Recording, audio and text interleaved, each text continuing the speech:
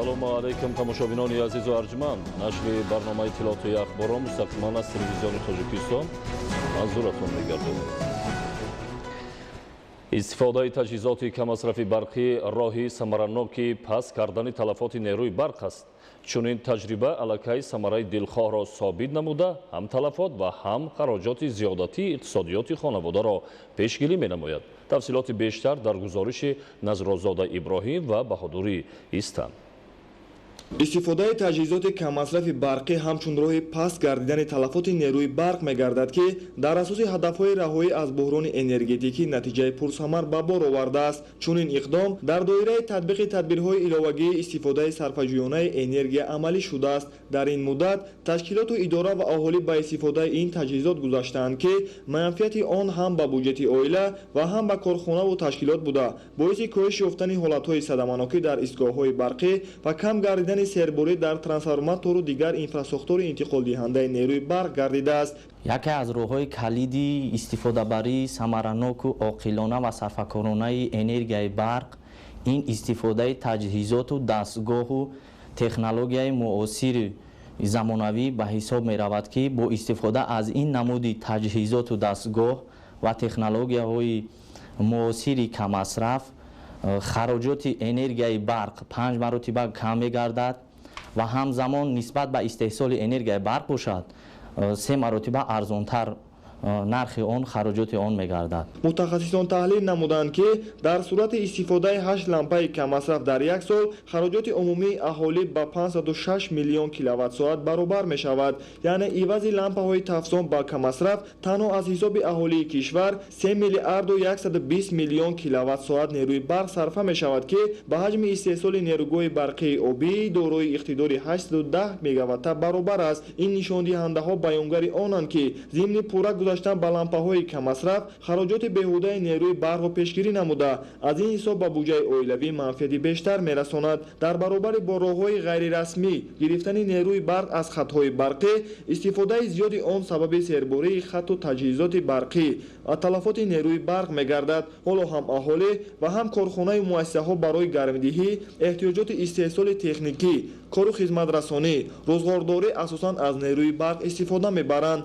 таҳлилҳо нишон медиҳад, ки истифодаи манбаи дигари энергия ба монанди ангишт, газ ва ғайра кам гаштааст, ки аз ин сабаб серборӣ асосан ба соҳаи барқ мебошад. ҳолатҳои ғайримақсаднок истифода бурдани нерӯи барқ боиси аз талабот зиёд сарф шудани он мегардад.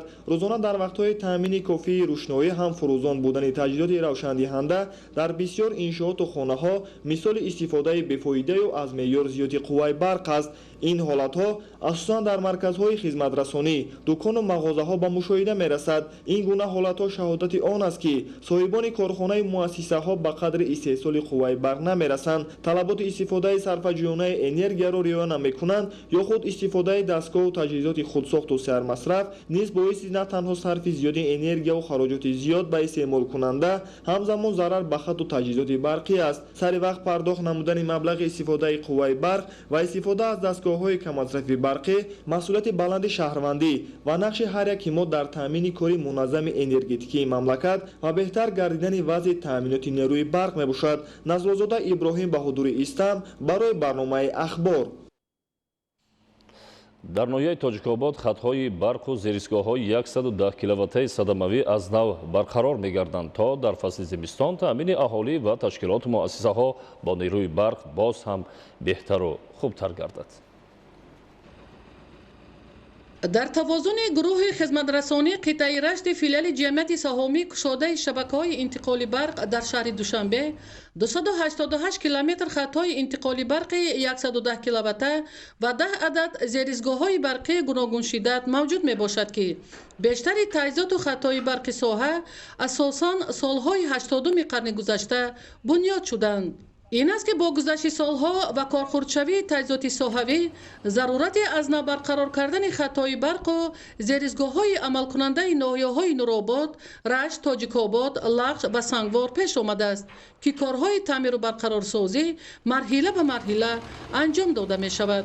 аз ҷумла дар ҳудуди ноҳияи Тоҷикобод бештари хатҳои барқ тариқи мавзеъҳои Баланкӯҳ ва қадқади соҳили дарёи Сурхоб бунёд шуда бар асари офати табиӣ ва баланд шудани маҷрои дарё зарурати ба маҳалли дигар кӯчонидани пояҳои оҳанин ва дигар таҷҳизоти барқӣ пеш омадааст то мушкилоти соҳа дар муҳлати пешбинишуда пурра бартараф карда шавад. айни замон ба дастгирии бевоситаи роҳбарияти ҷамъияти саҳомии шакли кушодаи шабакаҳои интиқоли барқи ҷумҳурӣ бо ҷалби кормандон ва мутахассисони корхонаи СКМ Нуралӣ дар мавзеъҳои садамавии ҳудуди ноҳияи Тоҷикобод корҳои насби поя ва ба ҷои бехайф кушондани пояҳоро иҷро карда истодаанд, ки ин таҷҳизотҳои барқӣ солҳо боз ба таъмир ва таҷдид ниёз доштанд. таъмири пояҳои оҳанин, рангуборкунии зеризгоҳи барқии Тоҷикобод, Ғарм Дарбанд, ба кор даровардани зеризгоҳи барқии Яхш ва Ҳакимӣ дар ҳудуди ноҳияи Нуробод, таъмири ҷории хатҳои интиқоли барқи 110 киловатта ба масофаи 60 километр дар ҳудуди ноҳияҳои минтақа аз ҷумлаи корҳои анҷомдода мебошад, ки коргарону мутахассисони соҳа бо мақсади фаъолияти мӯътадили хатҳои барқу зеризгоҳҳои амалкунанда барои давраи зимистон ба анҷом расониданд. бо анҷоми корҳои таъмиру барқарорсозӣ дар 5 мавзеи садамавии ноҳияи Тоҷикобод, коргарони қитъа бо кӯмаки пудрачӣ қисматҳои таъмирталаби хатҳои интиқолу зеризгоҳҳои ноҳияи Лахшро низ аз таъмир мебароранд, то мушкилоти ҷойдошта пурра бартараф карда шавад. Идигули Маҳмуд, Додарҷони Мирзозода, барои барномаи ахбор аз минтақаи Рашт. идомаи ахбор. Иммунизатсия ва иҷрои ҳатмии чораҳои беҳдоштӣ аз роҳу омилҳои асосии таъмини амнияти санитарию эпидемиологии аҳолӣ ва пешгирии паҳншавии коронавирус мебошад. Дар вилояти Соғд барои гузаронидани иммунизатсия шароит муҳайё гардида ин тадбир тақвият бахшида мешавад. гузориши Рафзали Раҳмон ва Илёс Бобоҷон. дар шаҳру ноҳияҳои вилояти Соғд дар асоси қарори ҳукумати ҷумҳурӣ дар бораи гузаронидани иммунизатсия бар зидди бемории COVID-19 иммунизатсия ташкил ва гузаронида мешавад. аз моҳи апрел то ин давраи соли равон ба шаҳру ноҳияҳои вилояти Соғд ба миқдори лозима 5 намуди ваксина ворид шудааст. мувофиқи маълумоти раёсати тандурустии вилояти Соғд, ваксинаҳо ба шумораи аҳолии гурӯҳи мақсадноки эмгиранда басанда буда дар 18 шаҳру ноҳияи вилоят ба марказҳои саломатӣ дастрас гардиданд. طبق معلومات در ولایت سوخت 1,723,160 نفر ساکنان از 18 سال بالا به گروه مقصدناک ایمونیزاسیا وارد میشوند. در همه مرکزهای سلامتی و بنگاه‌های طبی شهر و ناحیه‌های ولایت حجره‌های علاهده واکسینه گذرانی تأسیس داده مجهز گردانده شدند. در ولایت سوخت در دوره تیاری و گذراندن ایمونیزاسیا ستاد ولایتی تشکیل و ایمونیزاسیا از جانب مؤسسه‌های کمک اولیه طبی سانیتری گذرانده می‌شود و این کار طبیبان و همشیره‌های شفقتی دارای سرتیفیکات جلب گردیدند. در 6 مرکز سلامتی شهری خوجند برای امگذرانی همه شرایط‌ها مهیا کرده شده، همچنین کارمندان طبی اولیوی گردش خانه به خانه را عملی می‌نمایند. همه روز از طرف شهروندان برای گرفتن واکسن آماده ایستاده‌اند که مقدار واکسن‌ها به همه شهروندان بسنده است. زیاده از 14,000 گروه مقصدناکی که با واکسن احاطه شدنش در کار ما جدا کردیم. عین حال از همین تعداد عمومی 57% اهالی با واکسیناسیون احاطه شدند. همه روز از طرف مرکز تا 150 100 کس، بعضی روزها تا 200 کس با واکسن احاطه می شوند. همه کارمندان مرکز با گردشی خانه به خانه بند می باشند که کارهای تشویقاتی و ترغیباتی می برند. در شهر و ناحیه‌های ولایت سوخت در اساس نقشه‌های استاد ولایتی بهره فراگیری پروژه گروه مقصدناک اهالی با ایمونیزاسیا با جلب متخصصان ساحه مرکز تشکیل طرز حیات سالم در ولایت سوخت کارهای فهماندهی را تقویت می‌بخشد. ملاقات‌ها در کارخانه مؤسسه‌ها، کمیته محله‌ها و برگزاری چاره‌بینی‌های ترغیباتی از چنین تدبیرهایند. ریاست تندرستی مرکز تشکیل طرز حیات سالم در ولایت سوخت چنین چاره‌بینی نوبتی را در ترمینال مسافرکشانی شهر خوجند دایر نمودند. امروز یگانه راه نجات از بیماری کرونا این گرفتن واکسن می باشد و ما همیشه به مردم میگوییم که اون گپو کلوچه هایی که در بین مردم هست باید باور نکنند.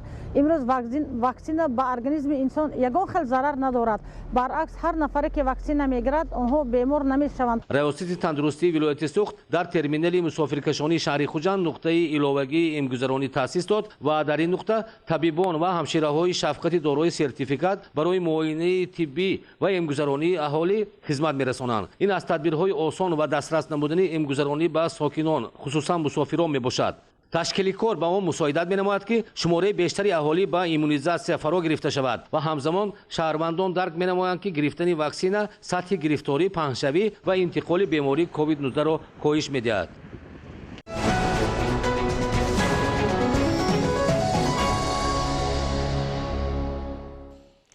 кишоварзони шаҳри Ваҳдат бо истифода аз техникаҳои кишоварзӣ то имрӯз дар майдони 4500 гектар кишти ғалладонагӣ ва дар майдони 231 гектар сабзавот аз ҷумла пиёз ва сирпиёз кишт намуданд. шудгори хушсифати тирамоҳӣ бо истифода аз техникаҳо бо вусъат идома дорад. гузориш дар ин хусус. шудгори хушсифати заминҳои коранд ва таъмини дурнамои кишти тирамоҳӣ дар шаҳри Ваҳдат бо истифода аз техникаю таҷҳизоти кишоварзӣ бо вусъат идома дорад. шудгори хушсифату саривақтӣ омили асосии рӯёндани ҳосили дилхоҳи зироатҳои гуногун ва боис ба баланд гардидани ҳосили ғалладонагӣ аз ҷумла гандум мегардад. майдони умумии заминҳо 13935 гектар ва аз ин наздик ба 10200 гектар замини обӣ ва 3747 гектар заминҳои лалмиро ташкил медиҳад. тибқи дурнамо дар маъракаи шудгор ва кишти тирамоҳии соли равон саҳмдорону кишоварзони шаҳри Ваҳдат бояд майдони 5307 гектар заминҳои корамро шудгор ва дар майдони 4727 гектар кишти тирамоҳӣ гузаронанд. то имрӯз бо истифода аз техникаҳои гуногун тамға деҳқонон дар майдони 4450 гектар кишти тирамоҳии гандумро ба сомон расониданд. ҳар сол мо тухми сарвар москвич 86 ҳамин тухмро кишт мекардем. имсол орем шуда мо тухми антанина Ӯзбекистон оварда мо имсол кишти тирамоҳиро гузарондем. аҳли заҳмати хоҷагиҳои кишоварзии шаҳри Ваҳдат дар маъракаи кишти тирамоҳӣ дар баробари кишти навъҳои аълосифату ба иқлим тобовари ғалладонагӣ аз ҷумла гандум мақсад доранд ки дар майдони 202 гектар пиёзи бехӣ, 17 гектар пиёзи тухмӣ ва дар майдони 24 гектар сирпиёз кишт намоянд. иттилоъ дода шуд ки то имрӯз саҳмдорону хоҷагидорон дурнамои кишти ин навъи зироатҳоро 100% иҷро намуданд. ҳоло мо кишти тирамоҳиро дар хоҷагӣ қариб ки ба итмом расонда истодаем. аз назар ба солҳои оянда, солҳои пешин хеле кишти тирамоҳӣ бо сифати хуб дар замин мо тухмиро киш кардем. раёсати кишоварзии шаҳр ва саҳмдорону хоҷагидорони шаҳри Ваҳдат шудгор ва кишти тирамоҳиро омили асосии фаровонҳосилӣ ва заминагузорӣ барои соли оянда арзёбӣ намуда мақсад доранд ки бо рӯёндани ҳосили дилхоҳи ғалладонагӣ, сабзавоту полезӣ дар таъмини барномаи амнияти озуқавории мамлакат саҳми арзанда гузоранд. Маҳмадалӣ Абдукарим, Шукруллои Нурулло, Ваҳдат Ахбор. чорводорӣ дар рушди иқтисодиёти ҷумҳурӣ, хусусан таъмини амнияти озуқаворӣ нақши муҳим дорад. тағйирёбии иқлим, номусоидии ҳаво, алалхусус камбориш дар давраи тирамоҳу зимистон чорводорон мутахассисонро водор месозад ки дар кори нигоҳубин ва беталаф баровардани чорво аз фасли зимистон масъулияти бештар зоҳир намоянд. гузориш дар ин хусус. чарогоҳ манбаи асосии таъмини хӯроки чорво мебошад. тибқи омор 80% талаботи солонаи чорво аз ҳисоби заминҳои чарогоҳ таъмин карда мешавад. майдони чарогоҳҳои мавсимии тоҷикистон тобистона 2,61,544 гектар, баҳорӣ ва тирамоҳӣ 701,821 гектар, зимистона 675,753 гектар, доимӣ 389,669 гектар.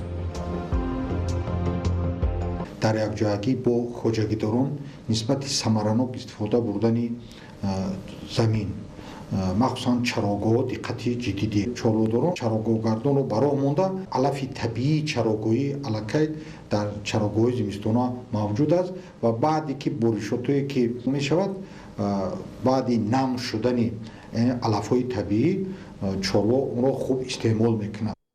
ба таҳқиқи олимони соҳа бинобар мӯътадил будани ҳарорати ҳаво, чорводорон аз чарогоҳҳои тобистонаву тирамоҳӣ самаранок истифода бурда вазнафзункунии чорворо таъмин намуданд.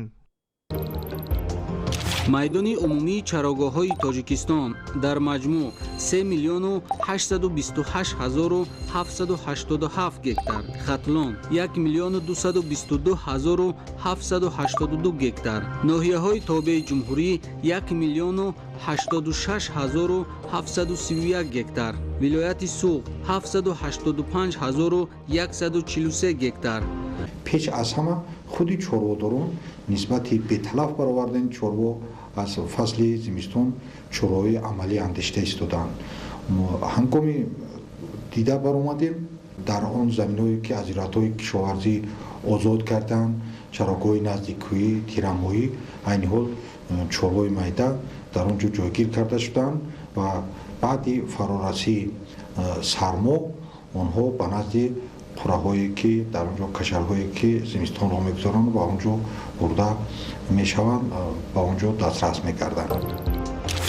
дурнамо ва сатҳи иҷрои захираи хӯроки дурушт дар ҷумҳурии тоҷикистон ба ҳолати 1 ноябри соли 2021 дурнамо 1,874,565 тонна захира гардидааст, 2,311,741 тонна, сатҳи иҷро 123%.